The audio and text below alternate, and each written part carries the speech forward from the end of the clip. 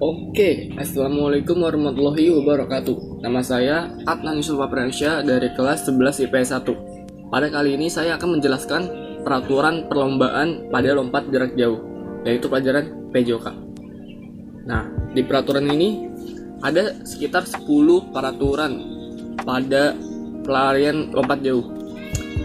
Yang pertama, lintasan awal lompat jauh ini sendiri mempunyai lebar minimum sebesar 1,22 meter serta panjangnya ialah 45 meter. Yang kedua, pada panjang papan tolakannya artinya 1,22 meter dengan lebar 20 cm dan tebalnya sendiri sebanyak 5 cm. Nah, di peraturan ketiga ini agak sedikit panjang nih. Di bagian sisi dekat daerah buat para pelompat mendarat ini wajib diletakkan sebuah papan plastisin yang dipergunakan untuk mencatat bekas asal kaki pelompat ketika ia melakukan kesalahan saat tolakan.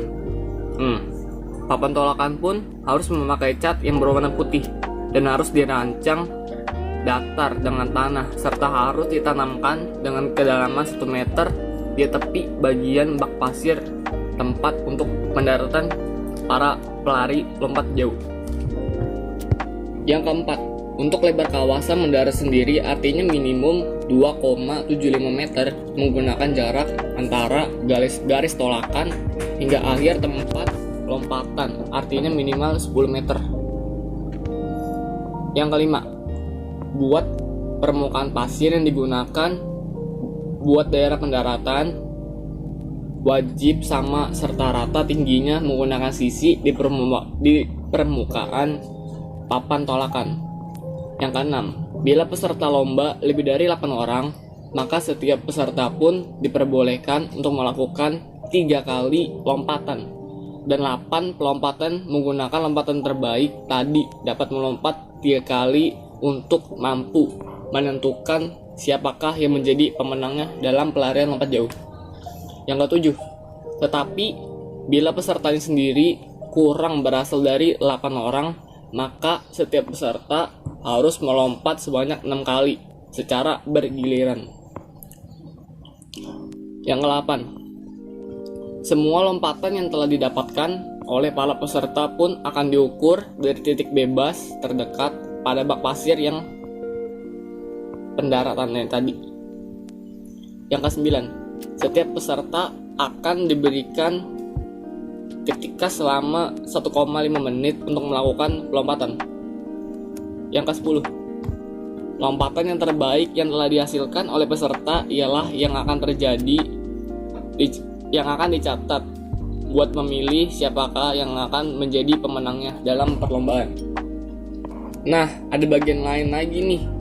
Hal-hal yang tidak boleh dilakukan ketika pelarian lompat jauh atau ketika kita melakukannya kita akan terkena sanksi atau didiskualifikasi.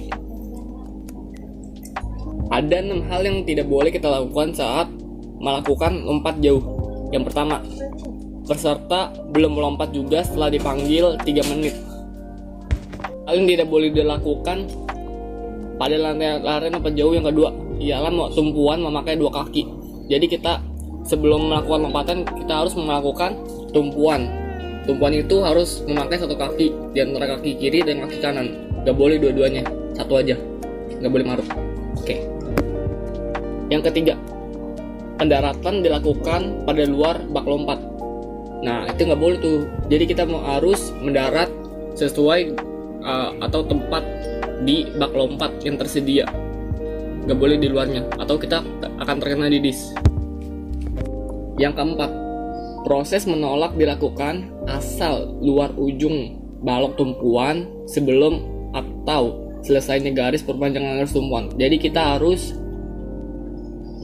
agar kita tidak terkena didis, kita harus melakukan tumpuan sesuai dengan tempat yang telah disediakan. Nggak boleh lebih, nggak boleh kurang.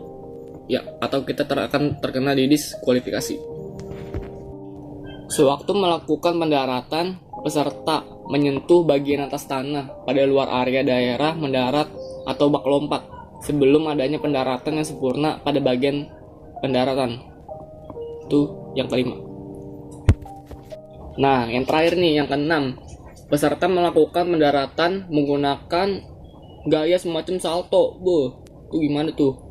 Jadi kita nggak boleh salto kan, ujung terbalik.